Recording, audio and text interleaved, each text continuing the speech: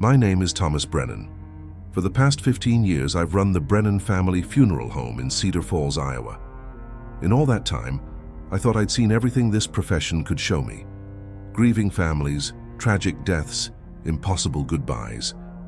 But nothing prepared me for what happened the morning of March 23, 2024. It was exactly 9:15 when she walked in. Helen Morrison, 72 years old, widowed, had lived on Elm Street for over 40 years. "I need a casket," she said, her voice barely a whisper. "The finest you have. Oak wood, silk lining, gold handles. Money is no object."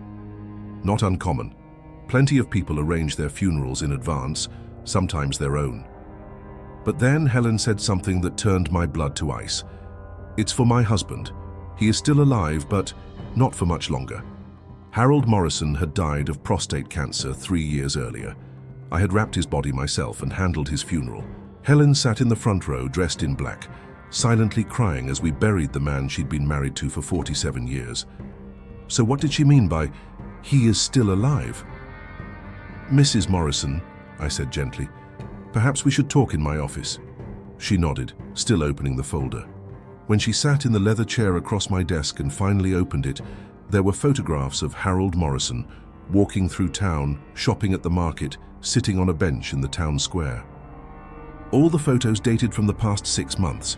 Harold Morrison, the man I had embalmed personally, whom I had seen laid to rest in the Cedar Falls Cemetery, was apparently alive and well, living a normal life just a few blocks away. "How is this possible?" I asked, louder than intended. Helen looked at me with a mix of desperation and resolve. "I don't know how," she replied. "I only know that he returned, and now he wants to finish what he started before he died the first time." Over the next hour, Helen told me a story that defied any logic, but she swore it was true. According to her, Harold began appearing at home 3 months after the funeral. At first, Helen thought she was having a psychological breakdown, prolonged grief, perhaps isolation-induced hallucinations.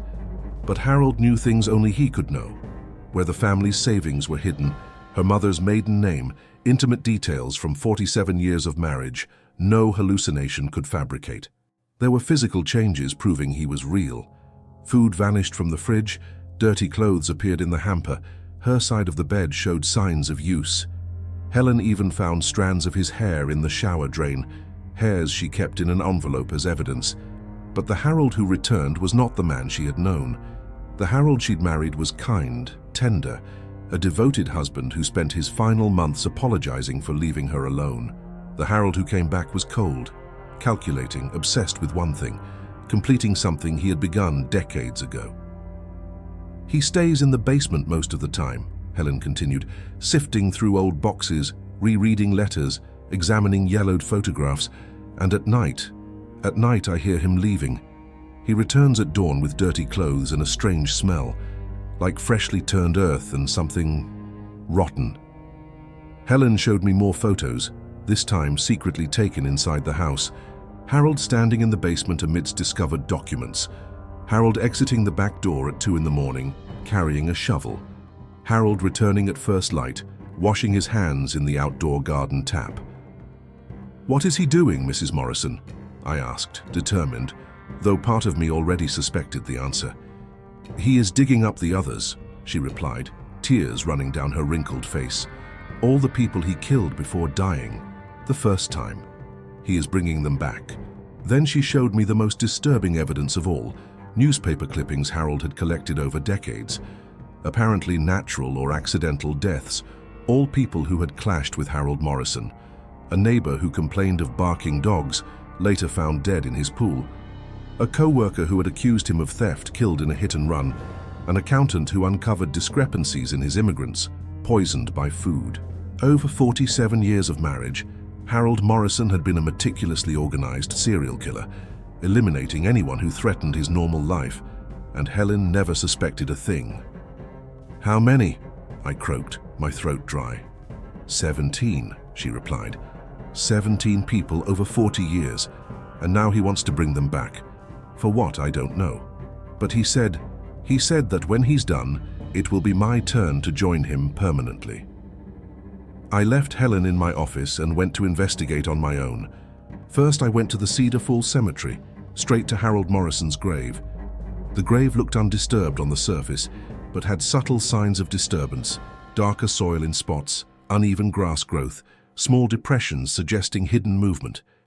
And as I approached the headstone, I felt something I had never felt in 15 years working with the dead, the unmistakable presence of life where there should have been only death. I called Marcus Webb, the cemetery caretaker who had worked there over 20 years. "Marcus," I said, "I need you to tell me the truth. Have you noticed anything strange at the cemetery lately, especially around the Morrison plot?" There was a long pause before he answered. "Thomas, things have been happening here that shouldn't be possible. Graves that move on their own, figures coming out of the ground, footprints appearing where no one should be walking."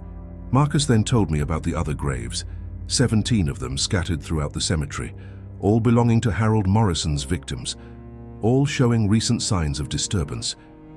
"It's like something is waking the dead," Marcus whispered, "and they're all heading toward the same place."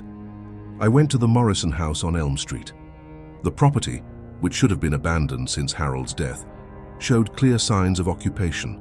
Lights on in the basement, smoke rising from the chimney, a garden recently dug and replanted. From the side of the house, I peered through the basement window. What I saw inside changed forever my understanding of life, death, and what lies between. Harold was there, exactly as Helen had described, solid, real, alive. But he was not alone.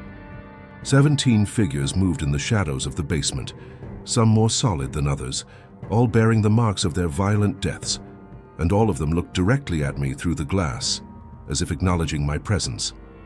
I ran back to my car, but before I could get in, I heard a voice behind me. "Thomas Brennan," said Harold Morrison in the exact voice I remembered when he was alive. "You will help us complete our work, or you will join us permanently." I fled. For the first time in my adult life, I ran from death.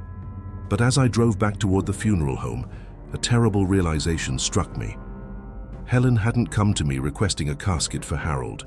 She had come to warn me. Harold had planned something far bigger than just resurrecting his victims. He was building an army of the dead, and Cedar Falls was only the beginning. When I returned to the funeral home, Helen was still there. But she was not alone. 3 shadowy figures surrounded her, people I recognized from the newspaper clippings she had shown me. Harold's first victims, now resurrected and under his command. "It's too late," Helen said, tears streaming down her cheeks. "He is coming for us. And when he arrives, we will all join him. That's how it works. Death begets death, and he has discovered how to use it." Then I understood the true nature of Harold Morrison's plan. He had not returned from the dead by accident. He had discovered something during his first death, a secret about the boundary between life and death that allowed him not only to return, but to bring others with him. Harold entered my funeral home as if it were his own, followed by his 17 resurrected victims. They all appeared solid, real, but there was something fundamentally wrong about their movements, too fluid, too coordinated, as if driven by a single will. "Thomas," Harold told me, "you have something I need. This place is full of recent death, residual energy from the ones passed through your hands. With that energy, I can extend my reach, bring back not just my victims, but all the dead of this town." I realized then that Harold was not simply resurrecting people. He was constructing a network, using the energy of death to expand his control. Funeral homes, places where death is processed and prepared, were perfect focal points for that kind of necromantic magic. "Why are you doing this?" I asked, stalling while looking for a way out. "Because death showed me the truth," Harold replied. "There is power on the other side, power the living should never possess. And now that I know how to access it, why should I limit myself?" That's when I remembered something my father taught me when I first began working at the funeral home. Fire purifies everything, both the living and the dead. And if Harold was drawing on residual death energy, maybe destroying that source would break his control. Setting fire to the funeral home was the hardest decision of my professional life. 3 generations of Brennan family history, thousands of dollars in equipment, all gone in minutes.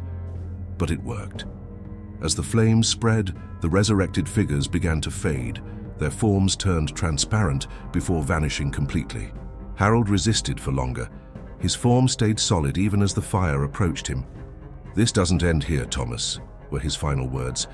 "Death always finds a way, and now that you know the secret, you carry the burden too." And then he vanished, along with all the supernatural presences. Helen survived the fire physically unharmed, but mentally shattered. She was institutionalized in a psychiatric facility, where she remains to this day, insisting Harold will return when he finds another funeral home to use as a base. I rebuilt the Brennan family funeral home, but it's never been the same. There are nights when I feel presences that shouldn't be there, hear whispers coming from the prep room, see shadows shifting at the edges of my vision.